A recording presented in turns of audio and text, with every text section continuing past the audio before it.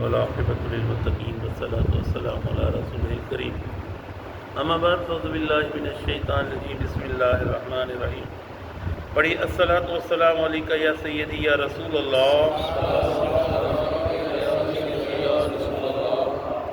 الصلاۃ والسلام علیکہ یا حبیب اللہ،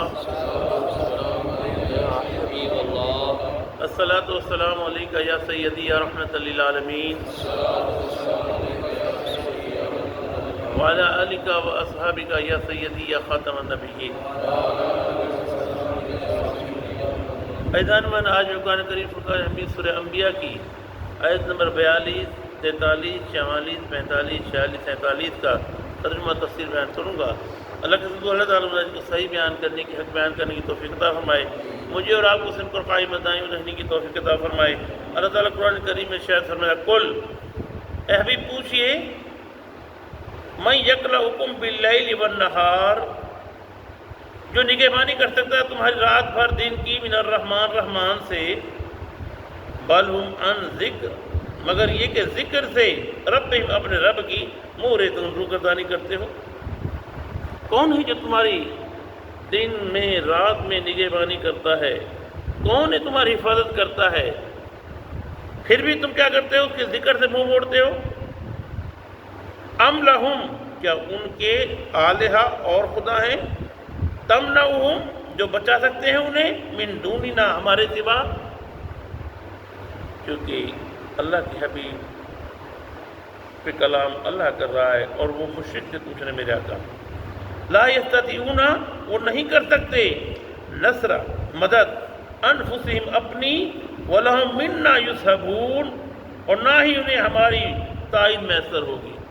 وہ خود ہماری اپنی مدد نہیں کر سکتے، تمہاری کیا مدد کریں گے؟ کیا مدد کریں گے وہ تمہاری؟ بل متعنا، بلکہ ہم نے عیش کا سامان دیا، ہؤلاء انہیں، وآباؤہم، اور ان کے باپ داداؤں کو، حتیٰ یہاں تک، تالا، لمبا، علیہم عمر، لمبا عرصہ گزر گیا۔ اللہ فرما رہا ہے حبیب سے پوچھو، ان سے پہلے ان کے باپ دادا جو گزرے ہیں ان سب کو سب چیزیں ملی، مکان ریسٹ سب ملی، لمبا عرصہ گزرا ہے۔ افلا یرون، کیا یہ نہیں دیکھ رہے، کیا یہ ملاحظہ نہیں کر رہے، انا نأتی الارض، کہ ہم چلے جا رہے ہیں زمین کو، ننقصها، گھٹا رہے ہیں اس کو، من اطرافها، کناروں سے، فہم الغالبون، کیا وہ غالب ہے؟ اس میں دو تفسیریں ہیں۔ ایک تو یہ کہ آغاز اسلام میں اسلام پھیلتا ہوا جا رہا تھا، اسلام کی تعداد بڑھ رہی تھی، اور دوسری بات تفسیر میں یہ ہے کہ سمندر کٹاؤ کر رہا ہے، کناروں سے کاٹ رہا ہے۔ اس دنیا میں پانی جو ہے 3 حصہ ہے، خشکی 1 حصہ ہے، اس طرح کاٹ کے وہ پانی ہو جائے گا، کیونکہ سمندر دن بدن پانی جو ہے کٹائی کر رہا ہے، بڑھ رہا ہے، کبھی ادھر سے بڑھتا ہے، کبھی ادھر سے بڑھتا ہے، کبھی وہ ادھر سے بڑھتا ہے۔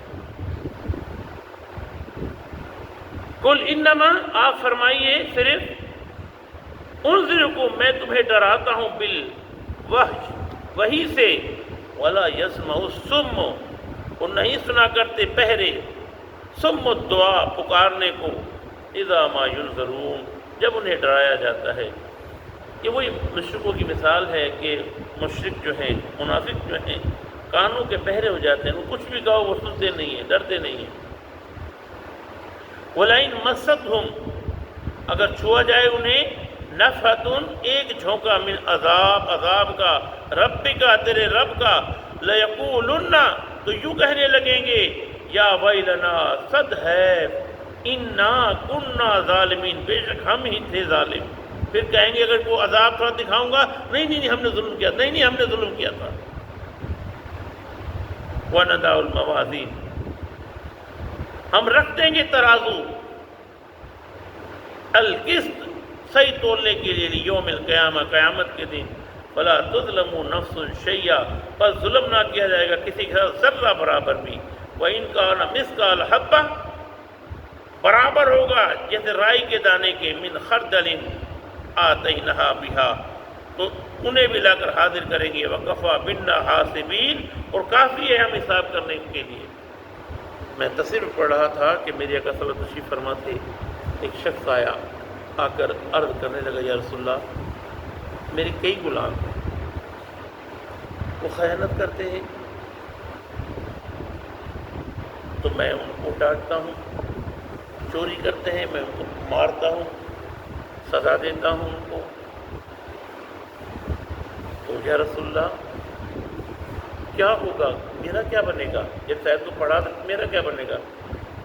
تو میرا کا ارشاد فرمایا، کہا کہ بھائی کل قیامت کا دن ہوگا، میزان میں رکھے جائیں گے، ان کی خیانت کو، ان کی بددیانتی کو ایک طرف رکھا جائے گا، آپ کی سزا کو رکھا جائے گا۔